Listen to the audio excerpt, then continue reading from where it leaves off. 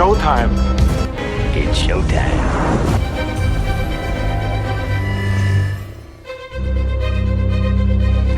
And here we go. Welcome into another episode of the Movie Geek Podcast. I'm your host, George D., and this is my Superman review. So, as my title said, what does the S stand for in Superman? I will get to that along with some other stuff, but obviously I was unsure if I wanted to do a review on this movie. I have seen the movie, obviously. Marvel fan, more so than a DC fan. And I've seen both sides now of the reviews that I've been seeing. I didn't want to see any beforehand. I didn't want to get swayed either way. So I'm still very on the fence about this movie. I don't know whether it was good or not. And I'm going to get into all of that very soon.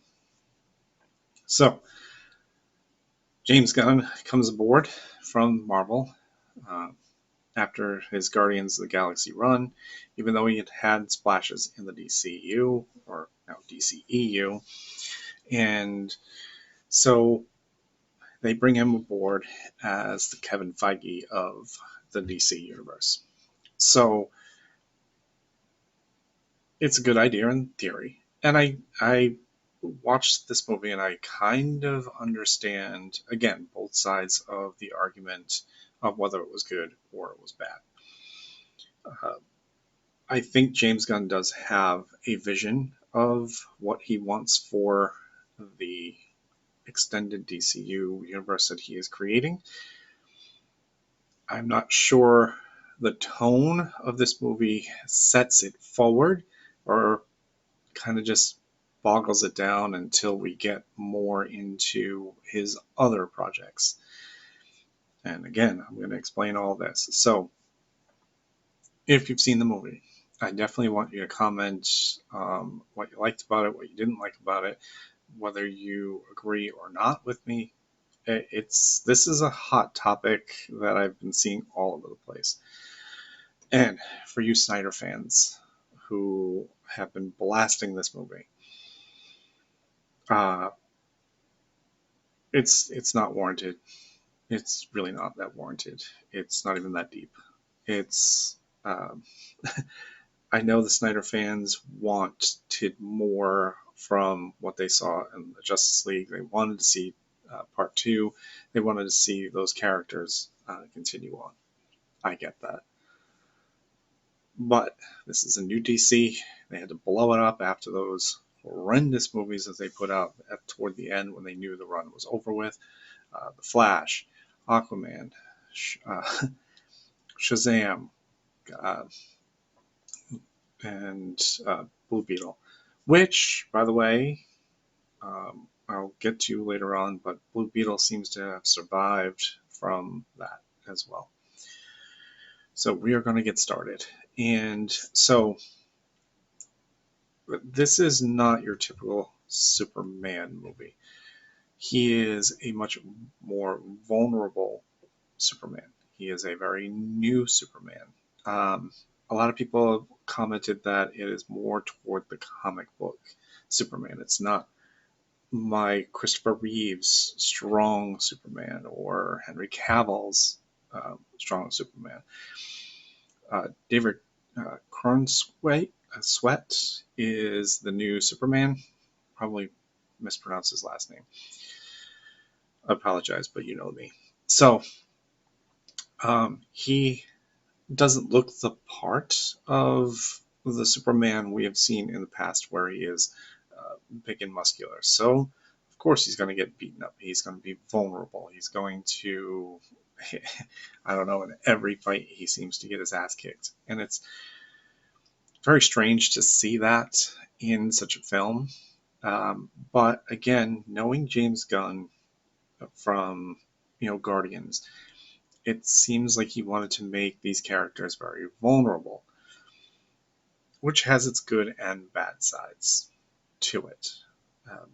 So we we see this in his team ups and so on, and some things from Guardians of the Galaxy are intermixed into this, like some of the fight scenes and so on. So if you are a James Gunn fan, you're going to like this movie as well.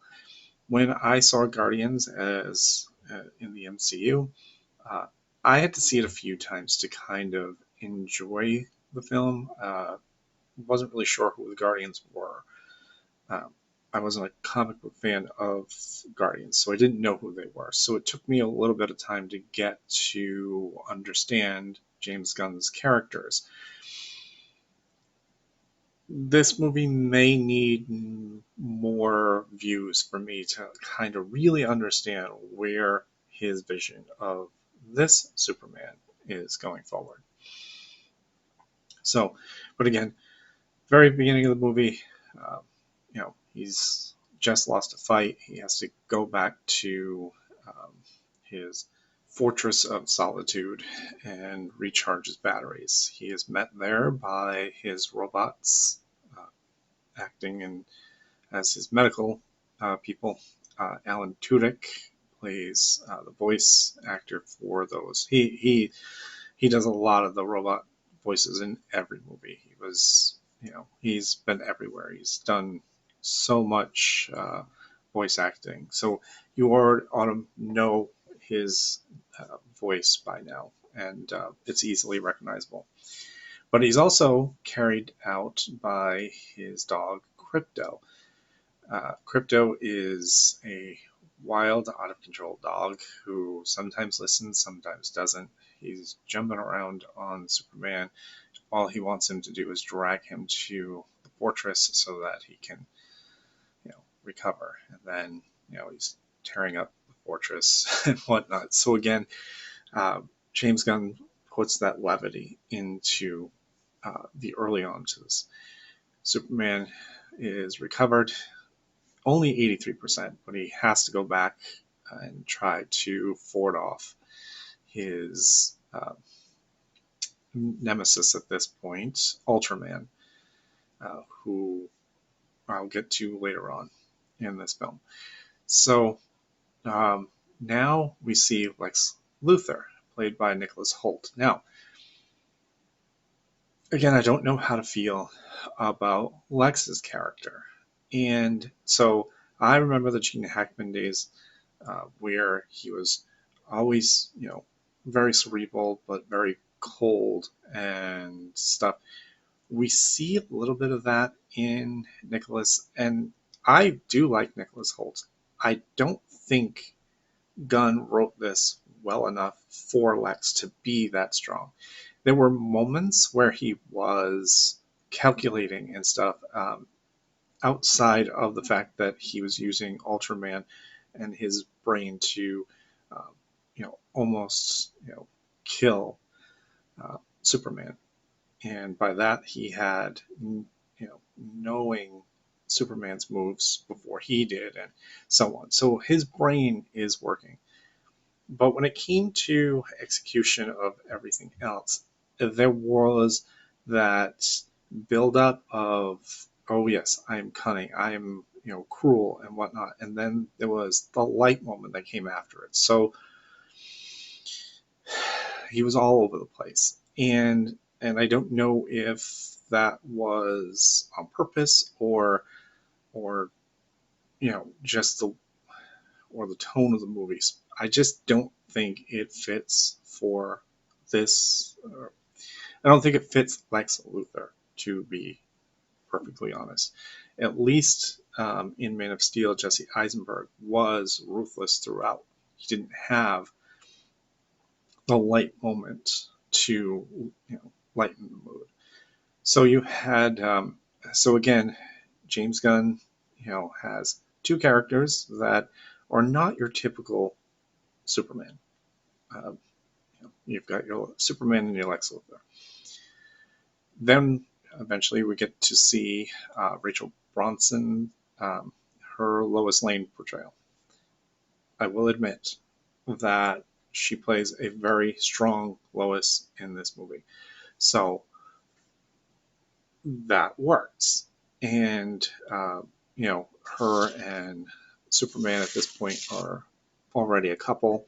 So we don't have to worry about that dynamic where we did with the Donner films back in the day, where, you know, Clark and Lois were doing this little flirting thing, and then eventually she finds out he's Superman and they start dating. So this Lois Lane definitely works.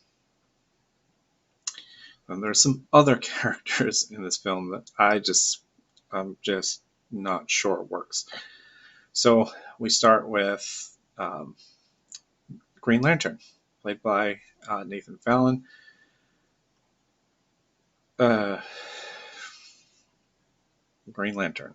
I mean, there's not much more to say. I think Ryan Reynolds, his portrayal of it, kind of ruins Green Lantern for me, even though because the movie was absolutely trash, and we all know that Ryan has made up for that sin by never playing it. I remember seeing James Gunn talking about when he um, was introduced that he had gotten text messages from uh, Jason Momoa about playing Lobo in one of his upcoming films. When he was talking about putting Green Lantern in Superman, he did text Ryan Reynolds, and Ryan Reynolds texted back, um, "F off." he had no interest in retrying Green Lantern. Um, I understand Green Lantern is kind of a comic relief, kind of, but the point of this film is still kind of a question mark to me. Because if this is a Superman film, why are we introducing, I forgot what they call themselves, or he called them, Justice something. So I don't know I don't know again how I feel about this, but Green Lantern just doesn't fit. Isabella Mercer played Hawkgirl.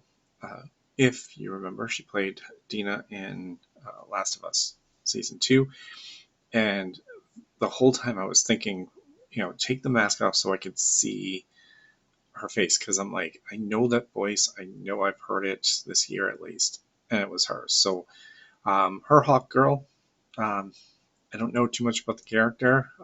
It seemed fine. We also get Mr. Terrific, Edie Gaffik. Uh, this guy pretty much steals kind of the movie away from Superman. He's such a cool character. Um, he's got gadgets, and he's just very smart, and um, he's the same all the way through, no matter if it's a crisis situation or just levity.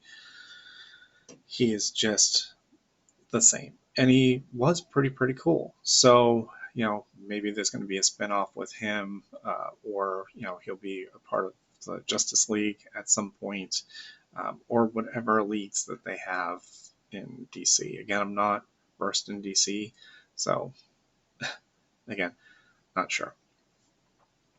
Uh, so then you have Skylar Gosando playing Jimmy Olsen.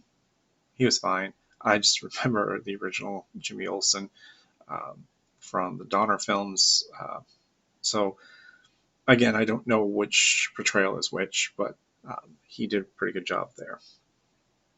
What I thought was pretty cool was the TV reporter in this is William Reeve, the son of Christopher. So I thought that was a pretty cool thing. And then, of course, Sean Gunn, brother of James, played Maxwell Lord. He'll be coming up in a future thing because when I get to the end, he kind of pops up in here. So Lex has got his people. Obviously, he has Ultraman, who is a Superman clone, basically like a darker Superman, but he's also very manipulated by Lex, so he does the bidding for him. There was Sarah Sumpal playing Eve Tessmacher. She was obviously is with Lex Luthor, so so you got a bunch of that there, and then Maria Gabriela de Fiera played Engineer. She was along with Ultraman when she is battling Superman. So you have all these characters being introduced, and I don't know, it just felt a different vibe. It was a superhero movie, don't get me wrong. It had that Guardians feel, but again, you've got so many um, people kind of getting involved here with like the justice people and whatnot, and so we're going to get to see more of these people along the way, because I haven't even gotten to the end of this movie yet to introduce one more character. So um, you know there's a lot going on here. So eventually Lex finds the Fortress of Solitude. He corrupts his way in there, and then takes down Superman with this recording of his parents, who sent him off with a message, and he's only been able to hear the first half of the message because it's been corrupted. Bradley Cooper plays Jor-El, his father.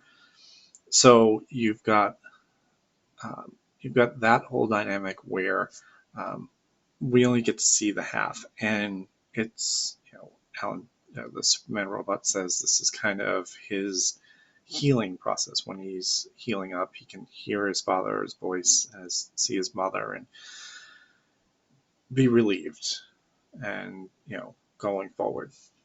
So Lex is able to decipher what the rest of the message is, and it pretty much has a negative, violent tone to it, where Superman was brought to Earth to conquer the humans because they are weak, and bed as many women as he can to make super babies and whatnot. So I kind of found the story line to be a little out there. Because again, just going back from the Donner films and even Man of Steel, it just kind of turns Superman's origin story around a lot. So it's like, all right, what are we telling here? What story are we telling? So eventually he winds up back on the farm in Smallville. Pruitt Taylor Vince plays his father, or his adopted father, and Nev Howell plays his adopted mother.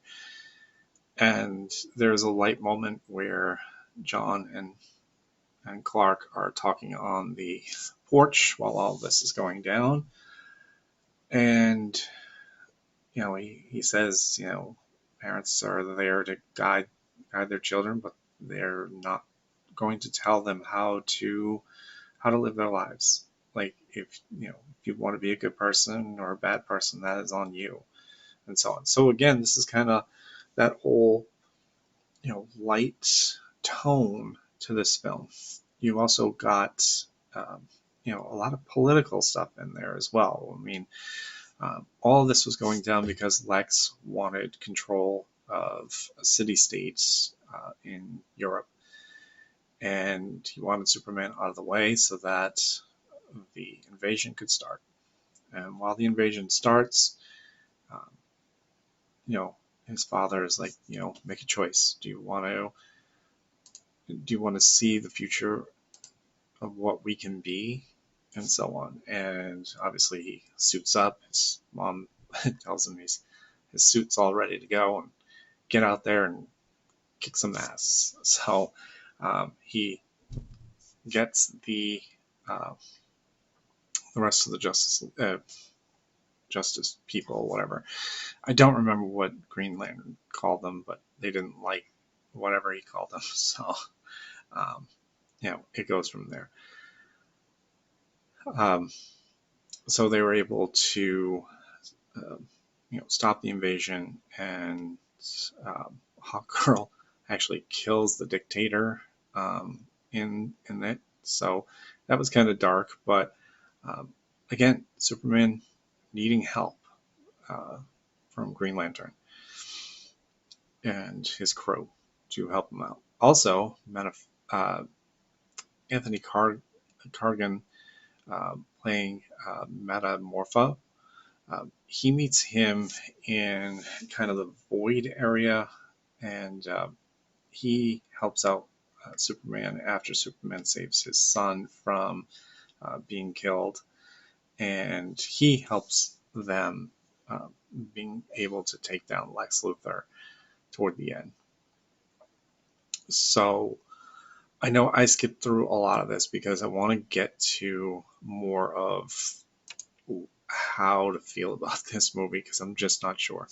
And then, Lex being taken down at the very end with media leaks, and as some people are calling it, woke Superman. Again, it's kind of a muddled mess.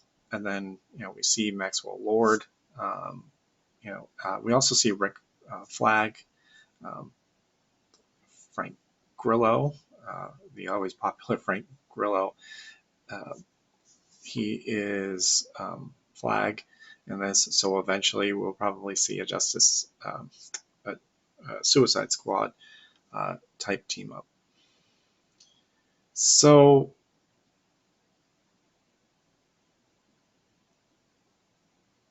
and just throwing in there, Wendell Pierce played Perry White.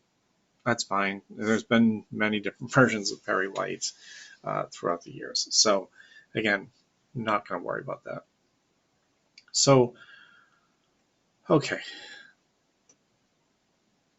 How do I feel about this? I don't know. And I don't know how you should feel about it. Now, I can see both sides of this, where people loved it. People think that being more to the comic book feel, and having a vulnerable Superman, and being a little bit political and woke, I guess, is a way to move forward. Okay. But then there's the other side. And I'm not talking about the Snyder fans. I'm talking about the ones who saw this movie and went, why did we see characters that just didn't seem to fit a Superman movie? Because again, this is Superman, not a team-up movie. This is supposed to be Superman versus Lex, and whoever Lex has, not Green Lantern and Hawkgirl and Mr. Mr. Terrific and Metamorpho. I mean, introduce those characters along the way, but it just seemed like a team-up movie. And I did see a review where somebody was blasting James Gunn because he doesn't know how to do a singular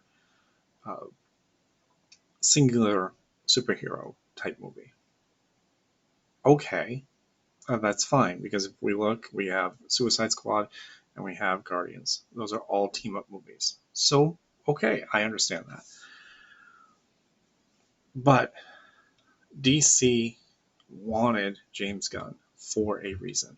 And so I think over time, James has a vision, but is the vision going to be good enough to go forward?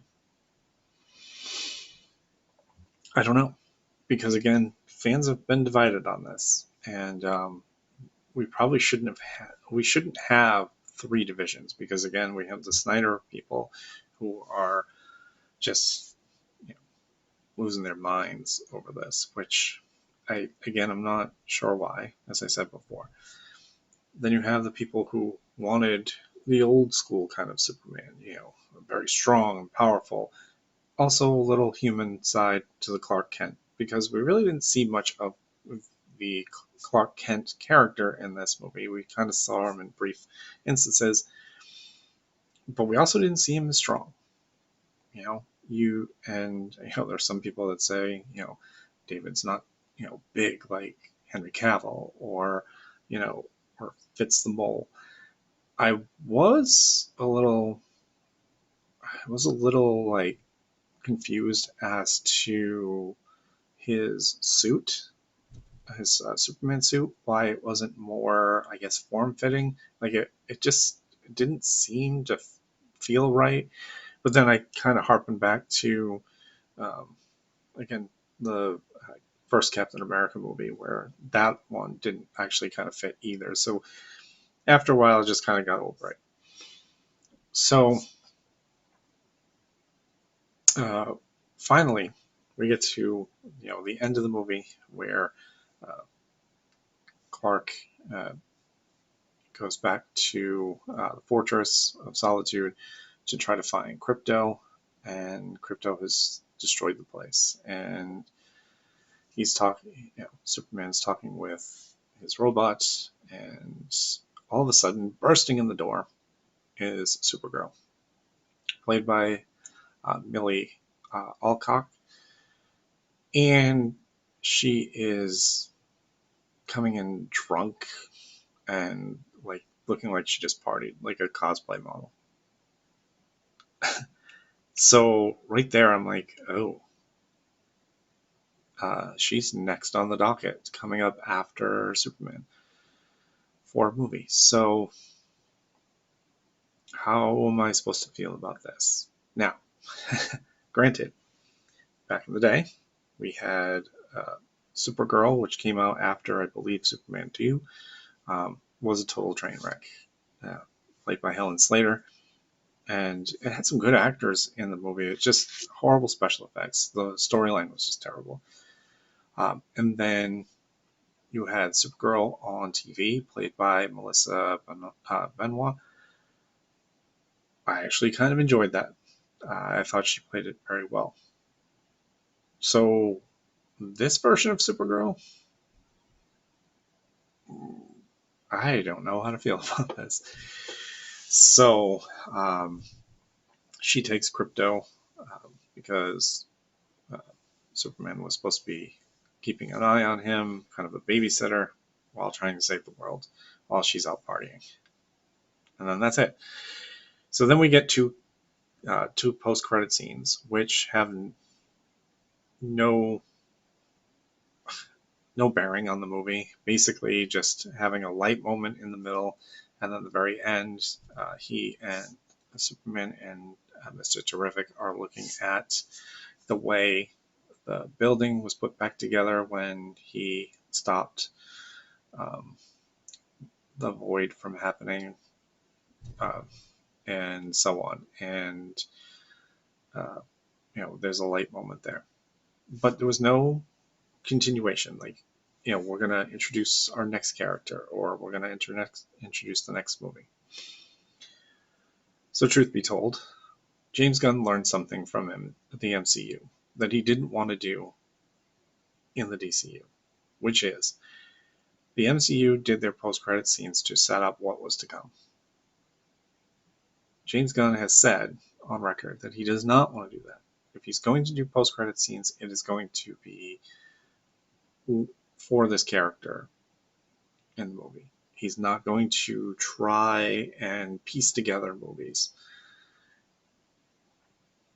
Okay, I see that. Well, because, again, DC is way behind the MCU, and he didn't want to feel pigeonholed to, say, okay, this is the new character that we want to bring in. And, well, if fans don't want to see it, or there's not a good enough script for it, we're just going to leave it on the back burner, because there have been plenty of post-credit scenes that the MCU has never reconciled, and probably will never.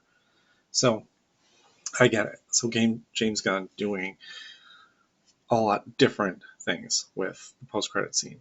But again, now knowing that, I'm not going to stick around to watch post-credit scene if it has nothing to do with lending forward.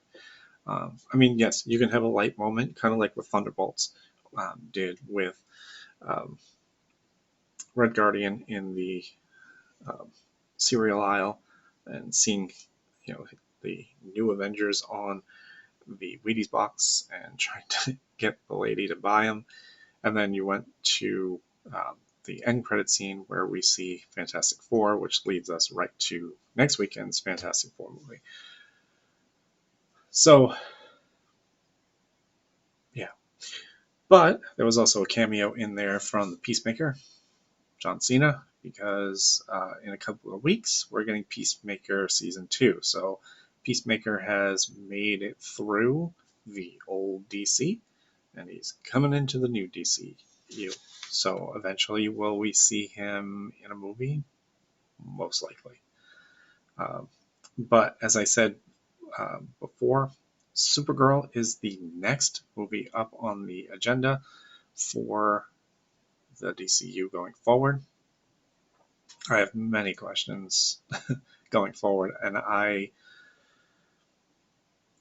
still don't know what to think of the DCU at this point.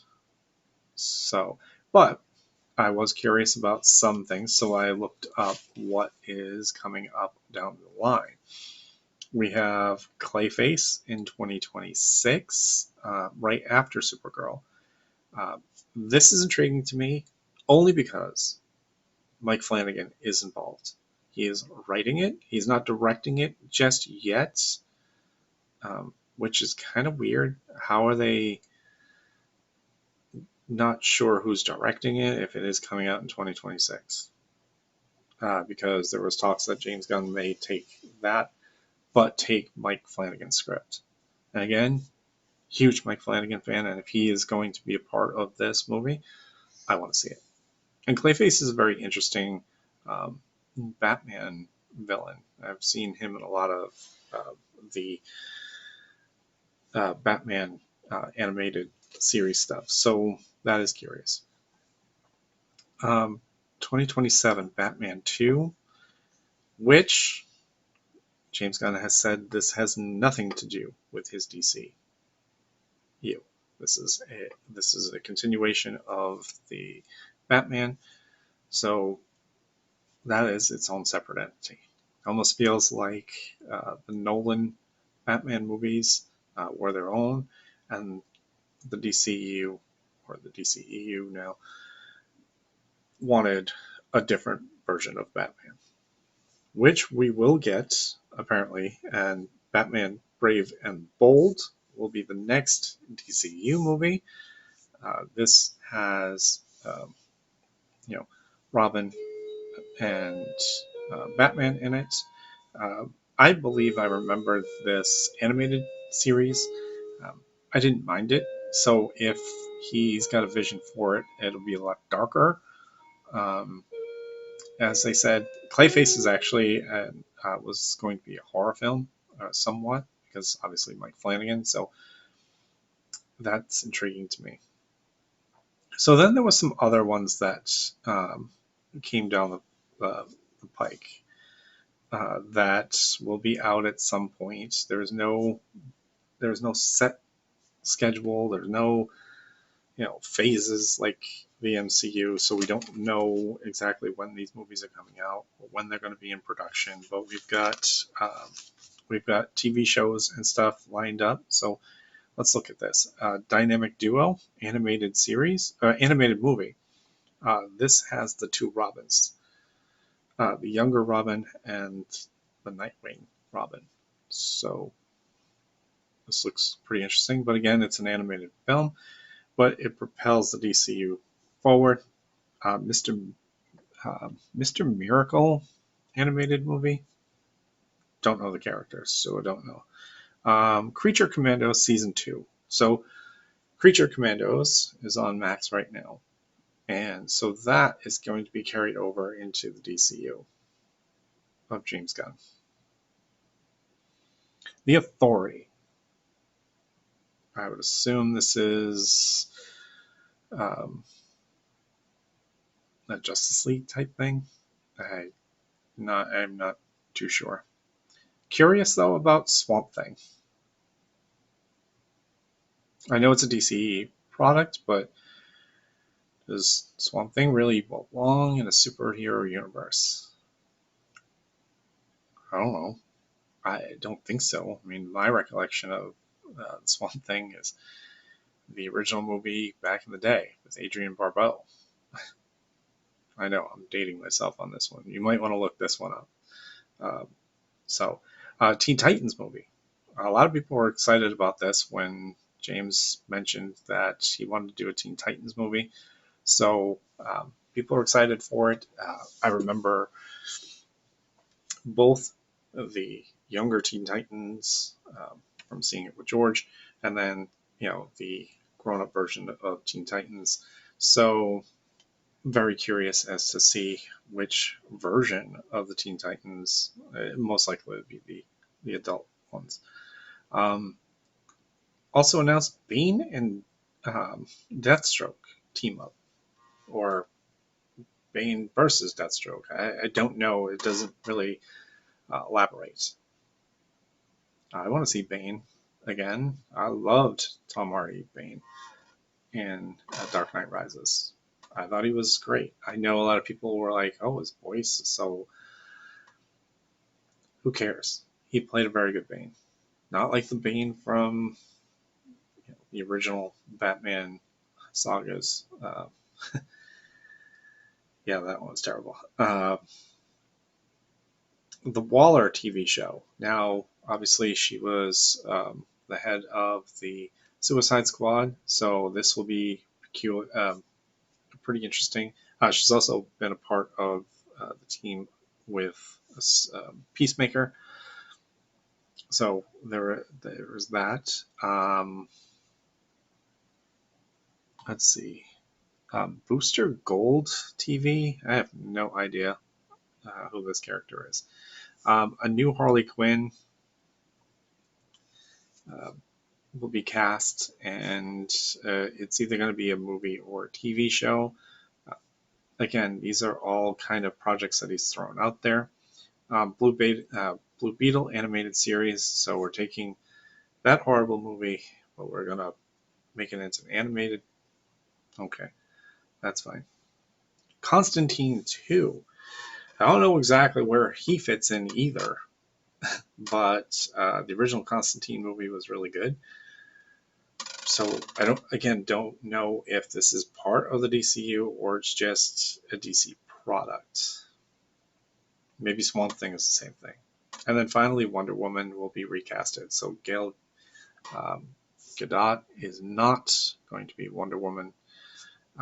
There is talks of doing a movie and a TV show about that because James has gone on record that's saying the key components of his DCU will be Superman, Supergirl, Batman, and Wonder Woman.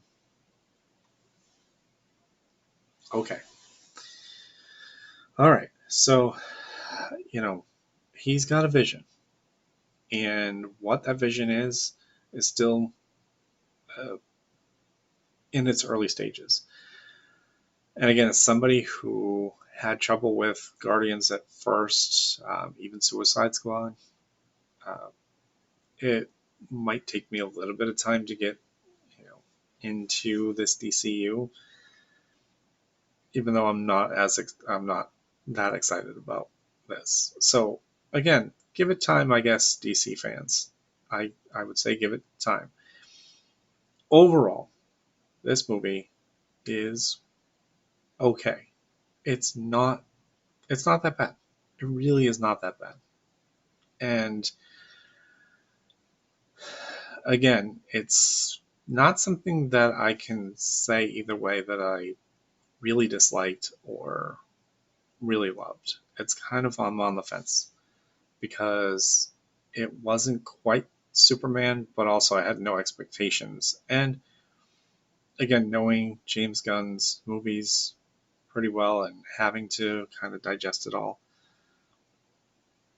it is what it is. It is a superhero movie, and I'll leave it at that. It's not a Superman movie.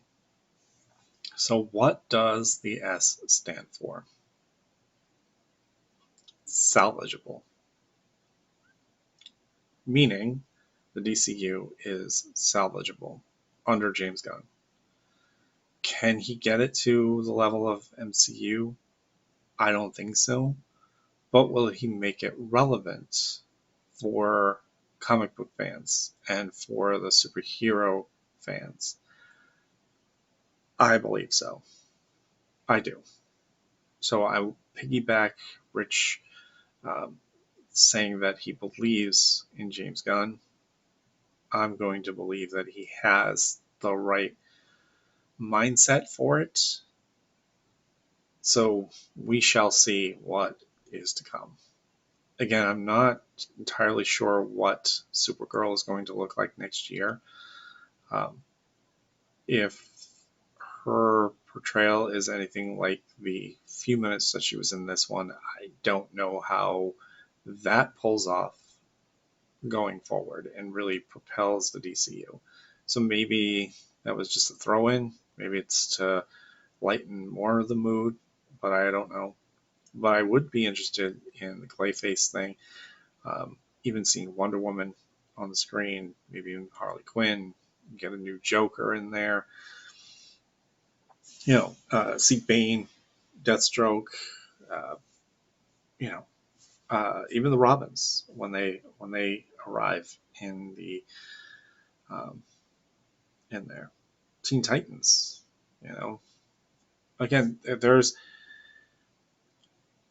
there's no clear cut answer on this. Either you like the movie, you didn't like the movie. There's you can't really say either way, especially if you are somebody old head like me, um, where you remember Superman as one thing.